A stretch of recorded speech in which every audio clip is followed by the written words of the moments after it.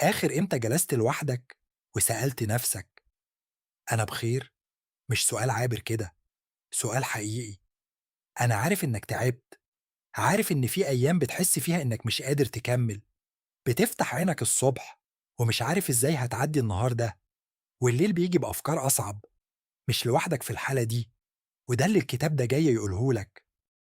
كتاب عيادة نفسك من داخل غرفتك، مؤلفه نيك ترينتون. الكتاب ده مش كتاب نفسية عادي، ده دليل عملي لأي حد حاسس إنه محتاج يتكلم بس مش لاقي حد يفهمه، أو مش قادر يدفع فلوس جلسات علاج نفسي، أو حتى خايف يحكي لحد. ترينتون بيقولك حاجة مهمة: أنت عندك القدرة تعالج نفسك.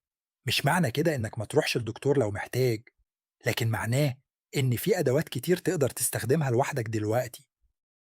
النهاردة هنتكلم عن 5 تقنيات عملية من الكتاب، كل واحدة فيهم تقدر تعملها في أوضتك من غير ما تحتاج حاجة غير شوية وقت مع نفسك وشوية شجاعة إنك تواجه اللي جواك. تعال نبدأ مع بعض. التقنية الأولى: كلم نفسك بصوت عالي. أيوة، بصوت عالي، مش في دماغك بس. تخيل معايا إنك راجع من يوم شغل تعبان، رئيسك في الشغل قالك كلام جرحك، أنت قاعد لوحدك في الأوضة والأفكار بتدور في دماغك. بدل ما تسيبها تدور جواك وتكبر وتبقى وحش كبير، جرب تقول بصوتك: أنا حاسس إني متجرح، حاسس إني مش مقدر، الكلام ده وجعني. ساعة ما تسمع صوتك بيقول الكلام ده، حاجة غريبة بتحصل. الإحساس بيبقى أوضح، مش متداخل مع مية فكرة تانية. بتبدأ تفهم نفسك وتقدر تسأل نفسك: طيب أنا ممكن أعمل إيه دلوقتي؟ الصوت بيخلي المشكلة بره دماغك، بيخليها قدامك، وده أول خطوة في إنك تتعامل معاها. ابدأ بجمل بسيطة: ما تخافش، مفيش حد هنا غيرك، وصوتك ده أرحم صوت ممكن تسمعه. التقنية التانية: اكتب جواب لنفسك. تخيل إنك صاحبك بعتلك يقولك إنه تعبان ومش عارف يعمل إيه، أنت هترد عليه إزاي؟ أكيد مش هتقوله أنت فاشل أو أنت ضعيف، هتقوله كلام حنين، هتفهمه، هتشجعه. طيب ليه ما تعملش كده مع نفسك؟ خد ورقة وقلم، أو افتح نوتة في موبايلك واكتب جواب لنفسك. ممكن تبدأ كده: عزيزي أنا عارف إنك مر عليك أسبوع صعب، عارف إنك حاسس إنك مش كفاية، بس أنا شايفك، شايف كل المجهود اللي بتعمله، وعايزك تعرف إنك بتعمل أحسن ما تقدر عليه. الكتابة دي مش رفاهية، دي علاج حقيقي. لما تكتب بتشوف أفكارك من بره، بتفهم نفسك، وبتلاقي حلول ما كنتش شايفها. جرب تكتب جواب واحد بس وهتحس بالفرق. التقنية التالتة: سمي المشاعر اللي جواك. في لحظات كتير بنحس بإحساس وحش بس مش عارفين نسميه إيه، مجرد ضيقة، قلق، توتر. بس لو وقفت شوية وحاولت تسمي الإحساس بالظبط، هتلاقي إن الموضوع بيختلف.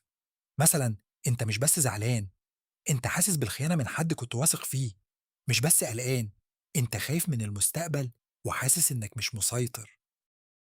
لما تسمي الإحساس بيفقد جزء من سلطته عليك، لأن اللي مش معروف بيكون مخيف. لكن لما تقول: ده خوف من الفشل، ده غيرة، ده حزن على فرصة راحت، ساعتها بتقدر تتعامل معاه. ممكن تقعد في مكان هادي، تحط إيدك على قلبك وتسأل نفسك: أنا حاسس بإيه بالظبط؟ ما تستعجلش الإجابة، سيب الإحساس يطلع وسميه. ده أول خطوة للشفاء. التقنية الرابعة: اعمل محادثة داخلية. جوه كل واحد فينا في أصوات كتير: صوت خايف، صوت غضبان، صوت حكيم، صوت طفل صغير عايز حد يطمنه. المشكلة إننا بنسيب الأصوات دي تتخانق مع بعضها من غير ما نسمعهم. التقنية دي بتخليك تعمل حوار بينهم. تخيل معايا إنك خايف من قرار مهم، في صوت جواك بيقولك ما تخاطرش هتفشل، وفي صوت تاني بيقولك لازم تجرب. بدل ما تسيب الأصوات دي تتحارب، اقعد واعمل محادثة. اسأل الصوت الخايف: أنت خايف من إيه بالظبط؟ واسمع الإجابة. بعدين اسأل الصوت الشجاع: إيه اللي ممكن نكسبه لو جربنا؟ الحوار ده بيخليك تفهم نفسك من جوه وتوصل لقرار متوازن، مش قرار متسرع ولا قرار جبان، قرار فيه حكمة. تقدر تعمل ده وانت ماشي في الشارع أو قاعد قبل النوم.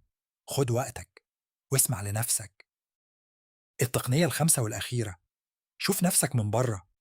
احنا بنبقى قساة على نفسنا، بنقول لنفسنا كلام ما نقولهوش لأي حد تاني. ما كانش المفروض تغلط، كان لازم تكون أقوى، انت مش كويس كفاية. تخيل لو صاحبك قالك نفس الكلام ده، كنت هتقول له إيه؟ أكيد هتقول له أنت إنسان وأنت بتعمل اللي تقدر عليه. كلنا بنغلط، ما فيش حد كامل. التقنية دي بتخلّيك تتعامل مع نفسك بنفس الرحمة اللي بتدّيها لغيرك. لمّا تلاقي نفسك بتنتقد نفسك بقسوة، وقف شوية واسأل نفسك لو ده صاحبي كنت هاقول له إيه؟ وبعدين قُل لنفسك نفس الكلام. عامل نفسك بلطف. أنت مش عدوّك، أنت أقرب حد ليك، وتستاهل منّك الحنيّة والتفهُّم زي ما بتدّيهم لأي حد بتحبه. كل التقنيات دي مش محتاجة منّك فلوس، ولا محتاجة مكان معيّن، محتاجة بس شوية شجاعة.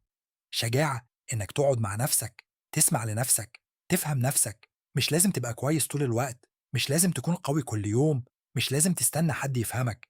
أنت عندك القدرة تعالج نفسك من داخل أوضتك، من جوّه قلبك. ابدأ النهارده خُد نَفَس عميق وقُل لنفسك أنا هنا، وأنا مش لوحدي، أنا معايا.